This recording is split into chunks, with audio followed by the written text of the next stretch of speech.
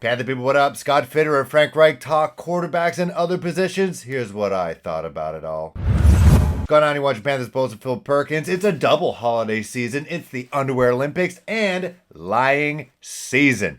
Everything that we're going to be talking about basically until April, you got to take with a grain of salt. Whether it's Scott Fitter or David Tepper, Nicole Tepper, Samir Suleiman, Frank Reich, Thomas Brown, doesn't matter who it is. Anything they say about any of these prospects or free agents, just assume they're lying and that they're manipulating us. They're using the media, people like me, both professionally and for free, like this, and even their own social media staff, to try to influence all the other teams. So let them astray. Let them think they're doing one thing, but they're actually doing the other. So everyone's lying, all right? But the part of fun of all this is that overthinking it, talking about hypothesis and what we think is going to happen. And so here's what I think is going down in the war room on Main Street. Let's first break down what Frank Reich had to say. Part of that is, yeah, this is a good option, but we have to look it through. We're looking at all options. This is the time of year that we do that. We were excited about that meeting, and it was a good meeting, and we'll take it day by day. I mean, he's got a unique perspective, and both he and Nicole were in there, obviously along with Scott, Dan, and Samir. That's our leadership team. We're doing this together. Obviously, as the head coach, you have a certain role in it, and you play that role, but it's a collaborative effort to make a big decision. All right, so Frank Reich, right off the gate, there's a report coming out that Derek Carr and the Carolina Panthers have already met, and they're going to meet again on Monday, obviously after the combine, after they actually got to talk to some of the rookie quarterbacks heading into this NFL draft in Kansas City. And so it makes sense that they're doing it. It makes sense that David Tepper is there, like Coach Reich said, that they're part of the leadership team. And of course, the guy signing the checks is David Tepper. And I think that he's actually a good guy to have in there because he's seen it all. He's seen it all before Frank Reich got there. He's seen it all before Scott Fitter has been there with the Teddy Bridgewater experiment, the Sam Darnold experiment, the Baker Mayfield experiment, and now the Derek Carr experiment. You could almost argue that they're all kind of the same blend. Like, none of those guys are selling jerseys. None of those guys really have that much pizzazz. And David Tepper's a pizzazz guy. And so the fact that he was there, I think he just wants to see firsthand, like, am I going to go through this, revolving door of veteran quarterbacks again? How is this guy going to make David Tepper convinced, that take a flyer on me instead of, that known commodity, instead of the Bryce Youngs or the C.J. Stroud, Will Levis, Anthony Richardson, Hendon Hooker, who's now in the conversation. I'm not Sam Darnold. I'm not Baker Mayfield. So I think it was more so trying to convince David Tepper than it was the coaching staff itself. And again, lying season. So everything Coach Reich says about David Carr could be a lie to lead a divisional opponent in the New Orleans Saints, who most experts out there say that is the best spot for him. And Mike Kay, who is a great follow on Twitter, one of the new beat reporters for the Charlotte Observer, actually responds to fans on Twitter, says it's actually a good move to make it seem like the Carolina Panthers are so into Derek Carr, his bro. That's how old I am. I remember his bro getting drafted. But you want the Panthers to make it look like they're so into Derek Carr that, the Saints act quickly and they overpay or to do whatever, weaken themselves in a way to get Derek Carr in the building, and have the Carolina Panthers just sitting pretty and just do what they got to do with the draft. The value of the veteran and the leadership and the proven commodity and all that kind of stuff, and how does that fit with the team in the locker room? What's the, versus taking a young guy and doing something in the draft and building it from there. Those are all things that need to be discussed. They all need to. There are intangibles and there are tangible. There's things that you can quantify, things that you can't quantify. So we work together to talk through those things. How do you like the quarterback draft class? It looks great. I mean, we met with several of them today, a bunch of them today. Very talented, I would say, very smart. Just having a chance to group. Were you able to share that Derek Carr made him a good option? You described the meeting with Derek Carr last night. What did you see from him that made him a good option? I mean, Derek is an excellent leader. He's an excellent passer. He's very accomplished. You look at the fit. How does it fit with our team and our locker room? it checks a lot. He checks a lot of boxes that you're looking for in a quarterback. There's no question, and that's why he is where he is at this point in his career. And the opportunity. It's a unique opportunity to talk to someone of that caliber. All right, that whole thing about Derek Carr, like they're talking about Derek Carr, who I know is a good quarterback. What did he say? It's like a rare opportunity to get a quarterback of that caliber. That caliber. What are we who are we talking about right now? Like, if you didn't tell me they were talking about Derek Carr, you would think they're talking about Lamar Jackson. If somehow Trevor Lawrence was available. And then if you were to tell them, reveal the card, that no, they're talking about Las Vegas Raiders quarterback Derek Carr, you'd be like, what? If that's what he's saying about Derek Carr, who is a free agent, he's technically a free agent. Aaron Rodgers, not a free agent. Lamar Jackson, not a free agent. They could be trade pieces. But yeah, in the free agent market, yeah, you could say he's the best quarterback out there. But the quarterbacks who could actually be available in Lamar Jackson, Aaron Rodgers, then it's like, 15,000 feet of snow, and then it's Derek Carr. I'm sorry. Like, if Aaron Rodgers is actually available and they will trade within the conference, you go for him. He actually makes the Panthers maybe like a Tampa Bay Buccaneers 2.0 type situation where, you get that veteran in, you build around him as best as you can, and then try to go over for the Super Bowl like next year. But there is something that Frank Reich talks about later on about, short-term and long-term. But I just can't believe the words that are coming out of his mouth. I'm sorry. Like, Derek Carr does seem like a great guy, but he doesn't, doesn't necessarily fit in the mold of rare opportunity to get a quarterback of that caliber. I wish someone asked him, what is that caliber you speak of? I don't want to go through each of the names, but we did meet with 5 of them. I think 5 today, and I thought all the meetings went very well. So those 5 quarterbacks, by the way, it was later confirmed it was Bryce Young, C.J. Stroud, Will Levis, Anthony Richardson, and Duggard out of TCU. So I think that was just to feel it out type thing, because a lot of these things happen in the combine where these GMs and their coaches, and as we know, Frank Reich is one of them, they don't necessarily stay in one place for a long time. Or Scott Fitter, we don't know.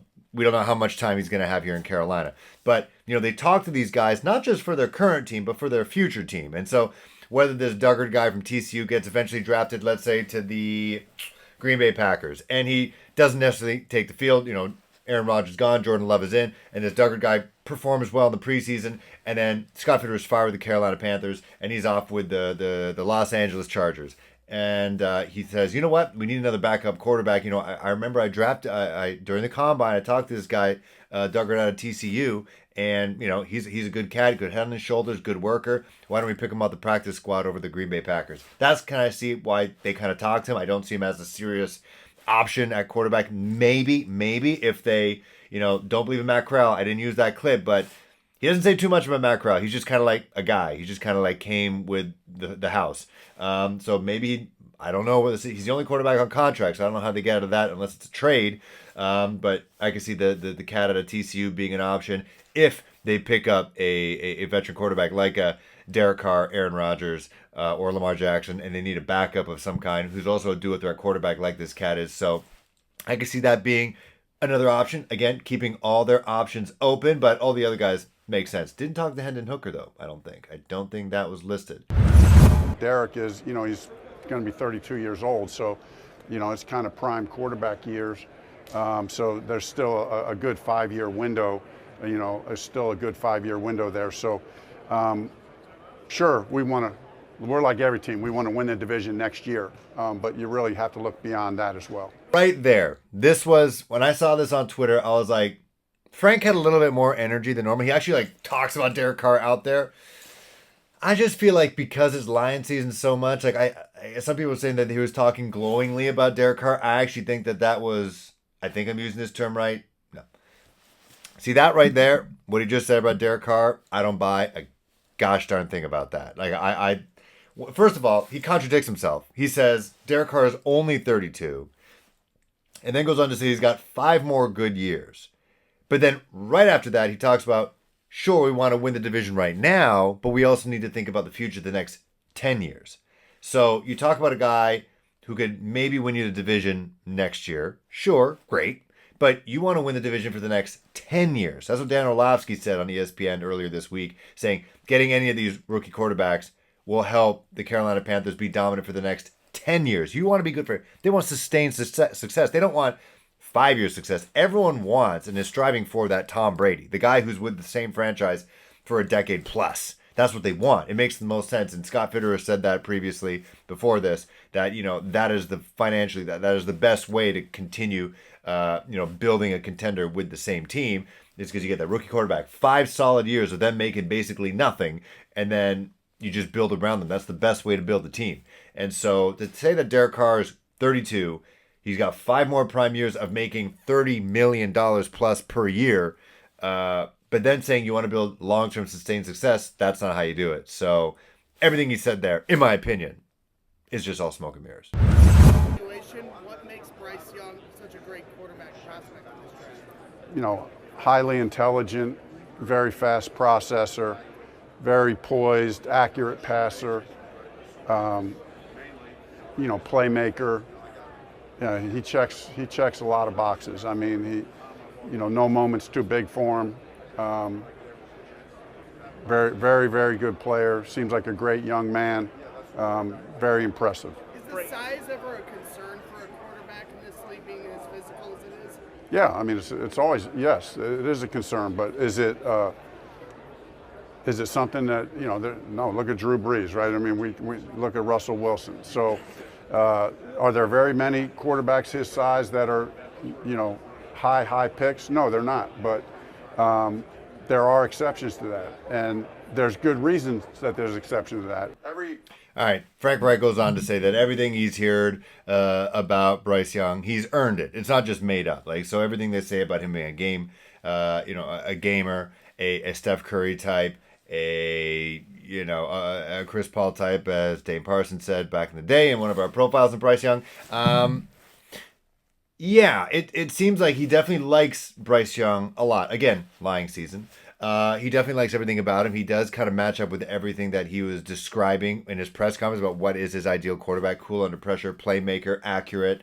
That is all the things. But then I think his truest answer, was when they asked the size of concern. How quick did he say, "Yeah, it's a concern. That is a concern. Period." Yes, his size is a concern. That's it. That his side, and I think that was the most honest thing he said throughout this 15-minute press conference. That he said is a concern. Yes, he got to where he got, and everything he's created, and everything that is talked about him, he's earned it. But it's a concern, and if once he talks to everybody else, which he already has, no one really asked him about C.J. Stroud, but if he says, C.J. Stroud also playmaker, cool under pressure, accurate, size not a concern. And so I think that would be the determining factor there, honestly. I don't know if the Panthers go all the way to number 1. They do say they talk about how big of a decision this is going to be for the team. They talk about, what are the consequences of making such a decision? Could people get in trouble? People get fired over this kind of stuff, people. Same way you get fired if you sign Derek Carr to 5 years. That's a mixed bag. But I will say, I 100% think that he is concerned about the size of Bryce Young. And remember, they already got the game tape. The combine is always just about the medicals, really, and the interviews. That's about it. And they have the individual interviews as well. And so, that's just kind of putting icing on the cake. Maybe the interview can convince him, but also, as I said months back, maybe the pure measurements out there could also seal Bryce Young's fate as well. No doubt him as a playmaker, but as I said, that's a really honest answer about his size and lack thereof. And his genuine concern. I think he's genuinely concerned about it. All right, so that's head coach Frank Reich. Let's see what general manager Scott Fitterer had to say. You can watch that in the other video.